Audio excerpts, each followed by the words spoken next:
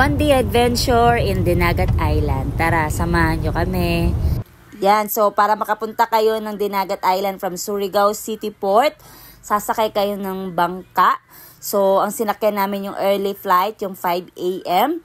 para makarating kami doon ng early kasi 2 hours yung biyahe. So, I'm with my friend, couple goals yan. First namin na napuntahan is yung cave pool. Grabe talaga. O, diba, enjoy na enjoy kami. Medyo nakakatakot tayo yung pagpasok pero worth it.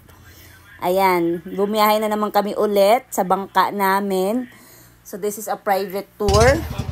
Napaka-amazing talaga ng lugar na to. Happy birthday! Thank you.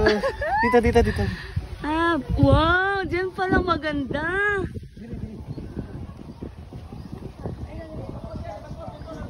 Doon banda. Oh, ganda dito. So far, ito yung pinakagusto kong part talaga ng tour namin. Meron siyang view deck o umakyat kami dyan para makita namin yan, yung Palawan, Maracoron daw yan. So, ito na yung pinakalagoon niya. Siyempre, kailangan natin mag-TikTok entry. Ayan. Aura. So, with, supportive friend na nagbi-video sa'yo. So, yun na nga, guys. Second stop namin. Ito yung Gelmars na, din siya? Floating resort na marami ka ding pagliliguan. At talaga napapaligiran ng Dinagat Island ng tubig na maraming mga bundok, ganyan. Talaga yung tubig ng Dinagat Island. So yun guys, so pwede ka ding mag-cliff, ano ba tawag dito? Ayan, yung ginagawa nila, yung talon.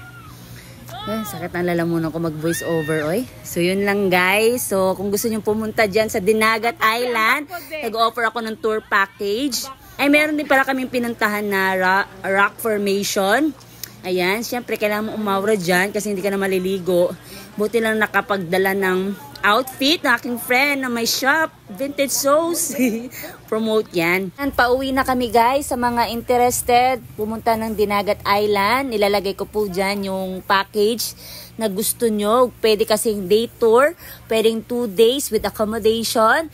And if gusto nyo ng transportation, meron din kaming private car na pwedeng maghatid sa inyo.